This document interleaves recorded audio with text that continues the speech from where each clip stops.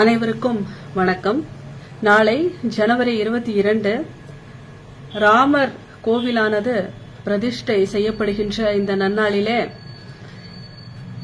தேசமே புது பொலிவோடு அவரவர் வகையிலே அவரவர் இயன்றதை அத்தனை மக்களும் ஒன்றிணைந்து கொண்டாடி வருகின்ற இந்த திருநாளில் தமிழகத்தில் மட்டும் ஒரு புதிய சட்டமானது ஆணையானது பிறப்பிக்கப்பட்டிருக்கின்றது. அரசாட்சி கையிலே இருந்துவிட்டால் எதை வேண்டுமானாலும் செய்யலாம் என்பதற்கு இளிச்சவாயர்கள் இந்து மக்கள் என்பதனையே மீண்டும் மீண்டும் அவர்களது செயலாலும் சொல்லாலும் மீண்டும் மீண்டும் இவர்களுக்கு சான்றிதழ் கொடுத்து வருகின்றார்கள்.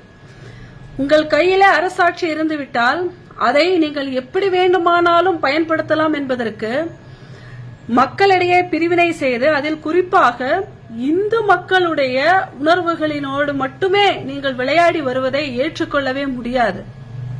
தேசமே விழா கோலம் கொண்டு அவரவர் வகையில் என்னென்ன செய்ய முடியுமோ அத்தனையும் செய்து கொண்டு வரும் பொழுது ஏதோ தமிழகத்தில் இருக்கின்ற இந்துக்கள் மட்டும் வஞ்சிக்கப்பட்ட இந்துக்கள் போலவும் இந்துக்கள் எல்லாம் அவரவரது உரிமைகளை விட்டுவிட்டு இவர்களிடத்திலே எங்களது இந்துக்களது உரிமையை இவர்களிடத்தில் அடகு வைத்ததை போலவும் எப்பொழுதுமே எந்த ஒரு ஆணையா இருந்தாலும் இந்து மக்களுக்கு எதிராகவே இந்த தமிழக அரசானது செய்து கொண்டு வருகின்றது. யாரை திருப்திப்படுத்துவதற்கு இது போல செய்து கொண்டு வருகின்றது என்று தெரியாது. ஆனால் இதற்கு முழுமுதற் காரணம் இது போன்ற அரசை ஊக்குவித்து இதுவரையிலும் எதிர்த்து கேள்வி கேட்காமல் இருக்கின்ற இந்துக்கள் தான் என்பதனை இங்கே குறிப்பிட்டு சொல்ல கடமைப்பட்டிருக்கின்றேன். உலகமே கொண்டாடுகின்ற ஒரு நல்ல நிகழ்வை தமிழகத்தில் சாதாரணமாக எந்த மக்களுமே செய்ய முடியாது என்கின்ற நிலையை எதிர்த்து கேட்காமல் இருக்கும் வரை இவர்கள் இப்படித்தான் செய்வார்கள். ஆகவே இதற்கு முழு பொறுப்பேற்க வேண்டியது இந்து மக்கள் மட்டுமே. உங்களது நிலை இப்பொழுதே இப்படி என்றால், மத்தியிலே பாரதிய ஜனதா கட்சி ஆளும் பொழுதே உங்களது நிலை தமிழகத்தில் இப்படி என்றால், நாளை மற்ற கட்சிகள் எல்லாம் ஆட்சிக்கு வரும் பொழுது உங்களது நிலை என்னவென்பதை கொஞ்சம் கற்பனை செய்து பாருங்கள்.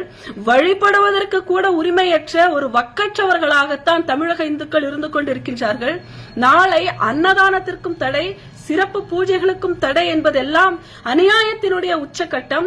இந்து மக்களே, இன்னமுமே உங்களுக்கு கண்ணிருந்தும் கண்ணற்றவர்களாக, செவியிருந்தும் செவித்திறன் அற்றவர்களாக, வாயிருந்தும் பேச முடியாதவர்களாக, எதற்குமே இயலாதவர்களாக, ஒன்றுமே செய்ய முடியாதவர்களாக, இருந்துமே இல்லாதவர்களாக இருந்து கொண்டிருக்கின்றீர்கள் என்பதனை மட்டும் நீங்கள் ஞாபகத்தில் வைத்துக் கொள்ளுங்கள்.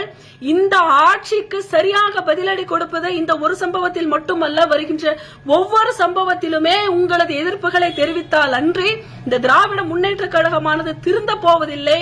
இது இருக்கும் வரையில் இவர்கள் இந்து மக்களுக்கு சாதகமாக இருக்க போவதில்லை. நீங்கள் இந்து மக்களுக்கு சாதகமாக இருக்க தேவையில்லை. மற்ற அத்தனை மதத்தவருக்கும் செய்கின்ற அதே உரிமையை கூட கொடுக்க போவதில்லை. அவர்களை திருப்திப்படுத்துவதற்காக இந்த மக்களை, வஞ்சிக்கப்பட்ட இந்த இந்து மக்களை மீண்டும் மீண்டும் நசுக்குவதையே இவர்களது ஆட்சியின் கொள்கைகளாக வைத்திருக்கின்றார்கள் என்பதை மட்டும் உணர்ந்து கொண்டால் போதுமானது. இது உங்களது அமைதிக்கு கிடைத்த பரிசு. அனுபவியுங்கள்.